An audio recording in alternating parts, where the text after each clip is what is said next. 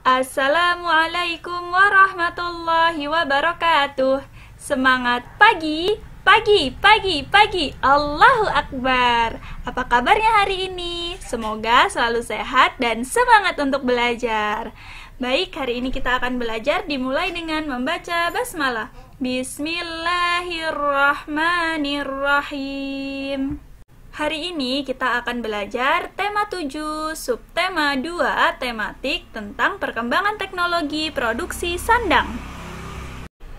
Setiap orang memiliki pakaian, ada kemeja, kaos, dan blus. Ada celana panjang, celana pendek, dan juga rok. Mereka mengenakan pakaian untuk melindungi tubuh. Pakaian terbuat dari bahan yang berbeda-beda. Tahukah kamu bahan apa saja itu? Bagaimana bahan itu diolah hingga menjadi pakaian? Pakaian apa saja yang dihasilkan? Mari kita pelajari bersama-sama. Hari ini udara sangat panas. Dava merasa nyaman meskipun udara panas. Baju Dava terasa sejuk di badan. Mengapa bisa begitu ya? Mari kita baca bersama teks berikut ini. Bahan dasar pakaian. Keluarga Dava memiliki banyak pakaian. Mereka memakai pakaian untuk melindungi tubuh. Ada pakaian untuk melindungi tubuh dari udara dingin atau panas. Ada pakaian untuk melindungi tubuh dari angin dan hujan. Pakaian keluarga Dava ada yang terbuat dari kapas dan bulu domba. Pakaian berbahan dasar kapas banyak digunakan sebagai pakaian sehari-hari. Pakaian berbahan dasar kapas nyaman dipakai di siang hari. Pakaian berbahan dasar bulu domba dikenakan pada waktu tertentu. Pakaian berbahan dasar bulu domba menghangatkan badan pada saat hari dingin. Ibu Dava memiliki kain tenun yang terbuat dari serat sutra. Pakaian yang terbuat dari serat sutra termasuk pakaian istimewa. Pakaian yang terbuat dari serat sutra biasa digunakan saat acara khusus. Berbeda dengan Dava, pakaian orang-orang zaman dulu terbuat dari kayu dan kulit hewan. Pakaian mereka sangat sederhana. Satu pakaian mereka gunakan untuk berbagai keadaan. Hampir semua bahan dasar pakaian terdapat di alam. Bahan dasar pakaian jumlahnya terbatas. Jagalah pakaianmu agar dapat digunakan dalam waktu yang lama. Tuhan menyukai orang-orang yang menjaga apa yang dimiliki. Setelah anak solih dan solihah membaca teks bahan dasar pakaian dengan teliti, selanjutnya garis bawahi kalimat pertama dari setiap paragraf. Nah, kemudian tulis isi cerita dari setiap paragraf dalam teks bahan dasar pakaian. Di paragraf 1, keluarga Dava memiliki banyak pakaian. Kemudian di paragraf 2, pakaian keluarga Dava ada yang terbuat dari kapas dan bulu domba. Di paragraf ketiga, Ibu Dava memiliki kain tenun yang terbuat dari serat sutra. Paragraf keempat berbeda dengan Dava, pakaian orang-orang zaman dulu terbuat dari kayu dan kulit hewan. Dan di paragraf kelima, hampir semua bahan dasar pakaian terdapat di alam. Baik, anak solih dan solihah, setelah tadi sudah menemukan isi cerita dalam setiap paragraf, informasi apa saja yang kalian dapatkan dari setiap paragraf, tulislah jawaban dengan kalimatmu sendiri. Jangan lupa ditulis ya dalam buku tematik.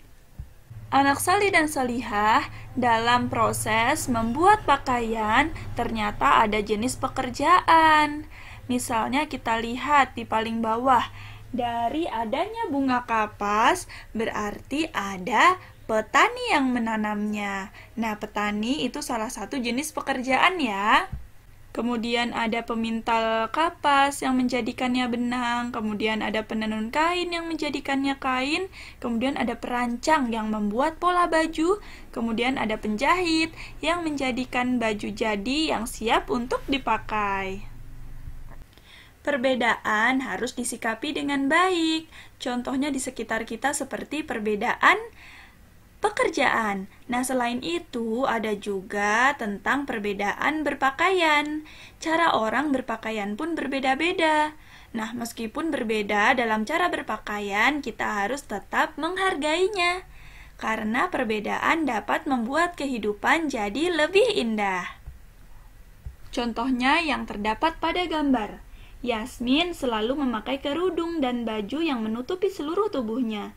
Laila dan Hani senang memakai celana selutut dan kaos lengan pendek. Meskipun berbeda dalam cara berpakaian, mereka tetap berteman baik. Mereka saling menghargai. Sekarang, tahukah anak-anak apa manfaat dari saling menghargai perbedaan? Manfaat menghargai perbedaan diantaranya hidup menjadi rukun, kemudian memiliki banyak teman, kita memiliki sikap tenggang rasa, kemudian memahami perasaan orang lain, dan terjalinnya persatuan dan kesatuan. Anak solih dan solihah, keberagaman merupakan anugerah Allah yang tidak bisa kita hindari. Cara menghadapi keberagaman itu dengan cara berempati dan saling menghargai. Menghargai keberagaman perbedaan sesuai dengan Pancasila sila ketiga, bunyinya Persatuan Indonesia dengan lambang pohon beringin. Sedangkan sikap menghargai jasa orang lain merupakan pengamalan sila kelima Pancasila yang berbunyi keadilan sosial bagi seluruh rakyat Indonesia dengan simbol padi dan kapas. Ibu Udin memiliki kain kesayangan. Kain Ibu Udin terbuat dari serat sutra. Udin mengamati motif pada kain. Udin menemukan beberapa motif bangun datar pada kain. Ia menggambar beberapa motif yang ditemukan. Lihatlah motif kain milik Ibu Udin. Cantik-cantik bukan? Kemudian Udin menggambar salah satu bentuk bangun datar di atas kertas. Udin menggunting kertas mengikuti bentuk bangun datar. Lalu Udin melipat kertas hingga sama besar dan saling menutupi. Lakukanlah seperti Udin ya, hitunglah banyak cara melipat yang kamu dapatkan. Bentuk-bentuk yang dapat menutupi semua bagian kertas dengan tepat saat dilipat, itu disebut bentuk yang memiliki simetri lipat. Lalu, bagaimana ya cara menentukan simetri lipat itu? Berikut adalah cara menentukan simetri lipat. Simetri lipat dapat ditentukan melalui percobaan. Simetri lipat juga dapat ditemukan dengan membuat sumbu simetri. Sumbu simetri adalah garis yang membagi dua bangun datar dan saling menutupi. Seperti gambar di bawah ini, yaitu ada gambar persegi panjang. Di tengahnya ada garis putus-putus. Nah, itu yang dinamakan dengan sumbu simetri. Untuk selanjutnya, ayo kita amati bagaimana cara mencari simetri lipat. Bu Indri sediakan gambar persegi panjang, kemudian kita lipat menjadi dua bagian yang tentunya menutupi seluruh bagian sehingga membentuk persegi. Nah, kemudian saat lipatannya kita buka, maka di tengah itu akan membentuk garis yang dinamakan simetri lipat. Masih dengan persegi panjang yang sama, kita lipat dengan bentuk memanjang. Pastikan semua permukaannya tertutupi ya. Kemudian, jika kita buka lipatannya, maka akan terdapat garis di tengah-tengah. Inilah yang dinamakan simetri lipat. Yang lain, misalnya, kita ingin melipat secara diagonal, ya, dari ujung pojok. Nah, kalau kita lipat, apakah ini menutupi dengan tepat? Tentunya tidak ya. Jadi, bagian diagonal persegi panjang itu bukan termasuk simetri lipat, karena pada saat persegi panjang dilipat melalui garis diagonal, maka seluruhnya tidak tertutupi dengan sempurna. Kemudian, amatilah gambar berikut ini. Gambar di sebelah kiri disebut simetris karena pada saat gambar dilipat sesuai dengan garis yang ada di tengah, maka akan menutupi seluruh sisinya. Nah, Berbeda dengan gambar yang di sebelah kanan, disebut tidak simetris, karena pada saat dilipat menjadi dua, tidak saling menutupi sisinya dengan sempurna.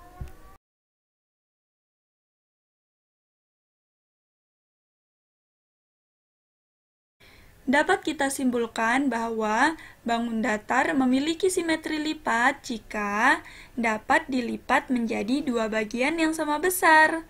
Kemudian, lipatan saling menutupi dengan tepat, lalu memiliki sumbu simetri.